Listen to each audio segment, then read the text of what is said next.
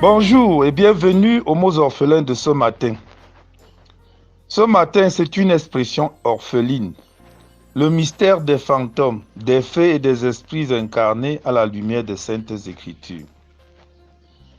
Il faudrait surtout se garder de penser que parler des fantômes, des fées, des morgues et leur histoire drôle, évoquer la question des esprits incarnés, c'est aborder des questions taboues et bizarres, dénuées de tout intérêt.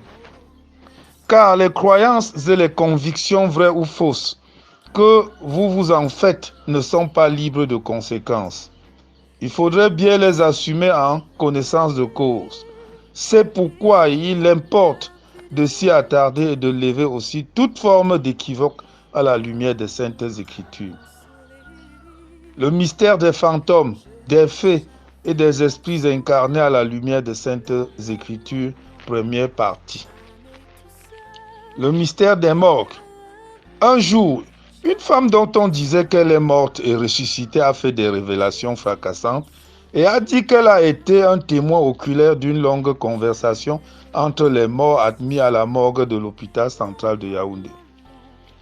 Un journal camerounais a aussi fait état de 2 morts, 2 cadavres pris en flagrant délit d'adultère à la morgue de l'hôpital d'Okola. C'est le comble, n'est-ce pas? Et les fantômes, qui sont-ils? Où viennent-ils et que font-ils? Voilà une autre série de questions embarrassantes, les unes que les autres, qui généralement meublent l'esprit humain et échappent à toute investigation scientifique et parfois à la raison. Et même à ce niveau, ce ne sont pas les hypothèses qui manquent. Déjà au temps de Jésus-Christ, on parlait des fantômes, des fées. L'apôtre Marc parle. Marc 6, 48-49. Et les habitants des cours d'eau, voyez-vous, le scepticisme philosophique a voulu ranger au placard de l'imagination les histoires des faits. Certains témoignages troublants attestent cependant la réalité de ces êtres mystérieux. Les habitants des côtes ont 1001 histoires à vous raconter à ce sujet. Par ailleurs, une opinion assez répandue explique qu'après la mort, les hommes partent vivre au fond des grands fleuves, d'où la pratique des divers rites. Nous connaissons l'histoire d'un couple qui allait chaque fois la nuit offrir des sacrifices, des poulets rôtis dans un lac. Dans le fleuve Nto, par exemple, il y a un endroit mystérieux très poissonneux, d'une profondeur abyssale, appelé Nyambé, à une dizaine de kilomètres du village Mengane, dans l'arrondissement de Bembis. À cet endroit, les pêcheurs en campement voient les choses bizarres, surtout lorsque survient un décès dans l'un des villages environnants. Parfois, des coqs chantent, des enfants pleurent au fond des eaux, quand ce ne sont pas des ordures ménagères qui en sortent.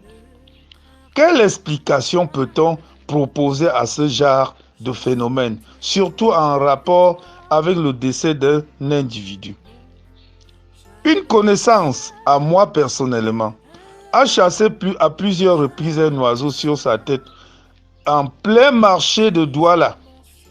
De plus, allant se faire soulager dans un WC, c'est de l'intérieur qu'on l'a appelé par une voix forte. Imaginez-vous, vous-même, le saut périlleux effectué avec le pantalon enlacé sur le Bermuda et les selles ne pouvant ni rentrer dans le ventre, ni aller dans sa destination habituelle. Un de mes cousins s'est réveillé un matin avec une pièce de 5 francs gravée dans sa paume de main. Il a vécu presque toute sa vie avec la gravure et a disparu sans trace. Nous l'avons recherché il y a 10 ans, sans succès. Avant cela, ces Bermudas disparaissaient pendant des jours et revenaient avec des trous.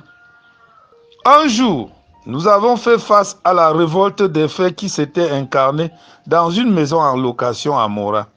Vers le milieu de chaque nuit, les faits mettaient leur musique, dansaient avec des talons invisibles au salon et ayant pris soin d'allumer la lumière éteinte par nous. Alors, imaginez-vous, le propriétaire s'était fait fabriquer une baignoire en attente des eaux qui devraient s'écouler dans le Mayo Sava. Il n'y avait jamais eu d'eau dans cette ville. Mais à plusieurs reprises, les fées remplissaient d'eau cette baignoire et se lavaient. Les savons moussaient autour des eaux et lorsqu'on apparaissait, ces fées disparaissaient. Alors, quelle explication peut-on, je le dis, bien proposer à ce genre de phénomène? Allons-y encore voir les résidents des cimetières et des maisons hantées.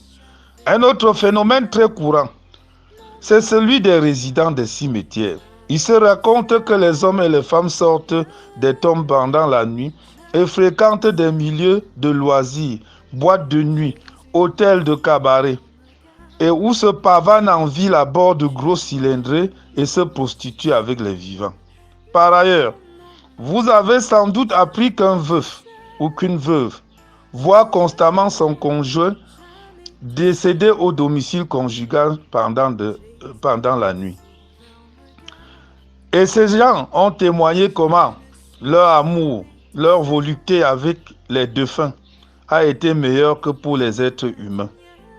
De nombreuses maisons hantées ont été abandonnées par la maisonnée qui y vit des situations étranges.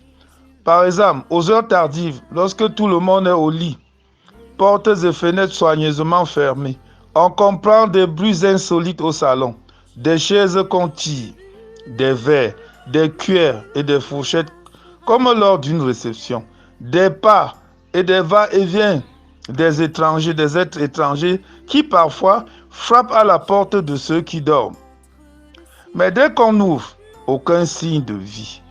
S'agit-il d'un ensemble de mythes préconnus ou alors des faits réels?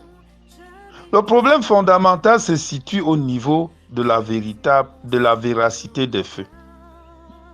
Mais de l'identité des véritables auteurs de tous ces phénomènes absurdes et dont la plupart sont fondés. Alors, dans sa deuxième partie, nous verrons à travers les Saintes Écritures le dénominateur commun à tous ces phénomènes étranges dans les morgues, dans les cimetières, dans les maisons, dans les cours d'eau.